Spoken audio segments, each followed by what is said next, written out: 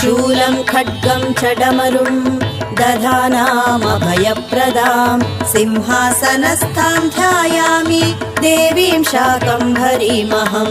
शाकम्भरी शिरः पातु नेत्रे मे रक्तदन्तिका कर्णौ मे नन्दजः पातु नासिकां पातु पार्वती।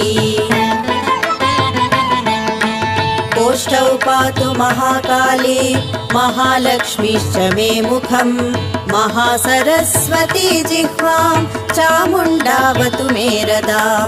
कालकण्ठसती कण्ठं भद्रकाली करद्वयं हृदयं पातु कौमारी कुक्षिं मे पातु वैष्णवी।